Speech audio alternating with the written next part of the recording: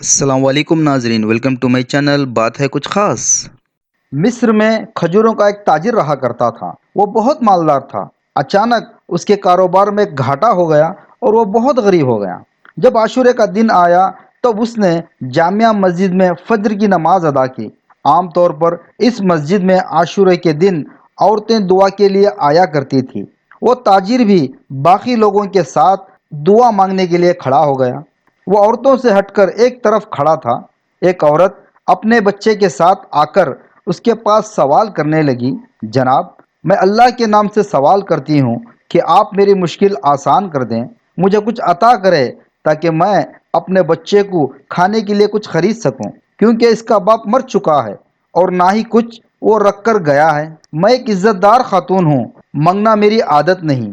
تاجر نے اپنے دل میں سوچا، میں تو کسی چیز کا مالک نہیں ہوں، صرف یہ پہننے والا لباس میرے پاس ہے۔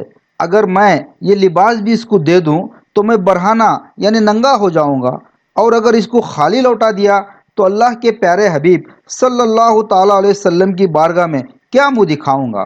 بہرحال اس نے عورت سے کہا، تم میرے ساتھ چلو، میں تمہیں کچھ عطا کروں گا۔ وہ عورت اس کے ساتھ اس کے گھر آ گئی۔ تاجر اس عورت کو دروازے پر کھڑا کر دیا اور خود گھر کے اندر داخل ہو گیا اور اپنے کپڑے اتار کر ایک پھٹا ہوا کپڑا اپنے بدن پہ لپیٹ لیا اور پھر کھڑکی سے اپنے کپڑوں کو اس عورت کو دے دیا۔ اس عورت نے اس کے حق میں دعا مانگی کہ اللہ عز و جل آپ کو جنتی لباس عطا کرے اور آپ کو تا عمر کسی کا محتاج نہ کرے۔ تاجر عورت کی دعا سن کر بہت خوش ہوا۔ اس نے دروازہ بند کر لیا اور پھر گھر میں داخل ہو کر رات بھر ذکر و اذکار میں مشغول رہا۔ جب رات کو سو گیا تو خواب میں ایک ایسی حسین و جمیل حور کو دیکھا جس کی مثال بیاں کرنا مشکل ہے۔ اس کے ہاتھ میں ایک سیب تھا جس کی خوشبو آسمان و زمین کے درمیان پھیلی ہوئی تھی۔ حور نے وہ سیب تاجر کو دیا تو اس میں سے ایک جنتی محل نکلا جس کی قیمت ساری دنیا کی قیمت نہ بن سکے گی۔ اور اس حور نے تاجر کو ایک لباس پہننے کے لیے دیا اور خود آ کر اس کے پاس بیٹھ گئی۔ تاجر نے پوچھا، تم کون ہو؟ وہ بولی، میرا نام عاشورہ ہے اور میں تیری جنتی بیوی ہوں۔ تاجر نے پوچھا، مجھے یہ مقام و مرتبہ کیسے ملا؟ تو اس نے جواب دیا، اس بیوی اور یتیم بچے کی دعا کی وجہ سے جس پر تو نے کل احسان کیا تھا۔ جب تاجر نیند سے بیدار ہوا تو اتنا خوش تھا کہ اللہ عز و جل کے سوا کوئی نہیں جانتا۔ اس کا سارا گھر جنتی لباس کی خوشبو سے مہک رہا تھا۔ اس نے وضو کر کے اللہ کا شکر ادا کیا اور 2 رکعت نماز ادا کی، پھر آسمان کی طرف اپنا سر اٹھا کر عرض کرنے لگا، اے میرے پاک پروردگار، اگر میرا خواب سچا ہے اور جنت میں میری بیوی عاشورہ ہوگی تو مجھے اپنی بارگاہ میں واپس بلا لے۔ ابھی اس کی دعا پوری نہیں ہوئی تھی کہ اللہ عز و جل نے اس کی روح کو جنت میں پہنچا دیا۔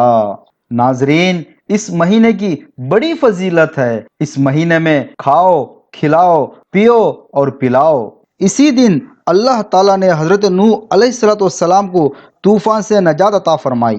جب آپ علیہ السلام اپنے رفیقوں کے ساتھ کشتی سے باہر نکل آئے، آپ علیہ السلام کے رفیقوں نے بھوک کی شکایت کی کیونکہ تمام کھانے کا سامان ختم ہو چکا تھا۔ آپ علیہ السلام نے انہیں بچا ہوا کھانا لانے کا حکم دیا۔ کوئی مٹھی بھر گیہوں لے آیا، کوئی مٹھی بھر مسور کی دال لے آیا اور کوئی مٹھی بھر بھنے ہوئے چنے لے آیا۔ اسی طرح مختلف اناج اکٹھا ہو گیا اور وہ عاشورے کا ہی دن تھا۔ حضرت سیدنا نوح علیہ السلام نے اس راشن پر بسم اللہ شریف پڑھی اور اسے پکا کر سب نے کھایا، اور آپ علیہ السلام کی برکت سے سب کا پیٹ بھر گیا۔ اور یہ پہلا کھانا تھا جو طوفان کے بعد روح زمین پہ پکایا گیا۔ پھر لوگوں نے اسے یوم عاشورہ کی سنت بنا لیا جسے ہم کھچڑے کے نام سے جانتے ہیں۔ بس جو اس دن کھانا پکائے اور غریب اور مسکینوں کو کھلائے اس کے لیے بڑا اجر و ثواب ہے۔ حکیم الامت مفتی احمد یارکان نعیمی رحمۃ اللہ تعالی علیہ فرماتے ہیں، محرم کی 10ویں تاریخ کو اپنے بال بچوں، نوکروں، خادموں، فقیروں کے لیے مختلف کھانے تیار کرو جس میں کھچڑا بھی شامل ہو۔ کھچڑے میں دال، چاول، گوشت وغیرہ ڈال کر پکاؤ۔ انشاءاللہ عز و جل سال بھر تک ان کھانوں میں برکت ہوگی۔ اگر یہ ویڈیو آپ کو اچھی لگی تو لائک کیجئے، کمنٹ کیجئے، شیئر کیجئے اور اپنا بہت زیادہ خیال رکھیے۔ خدا حافظ۔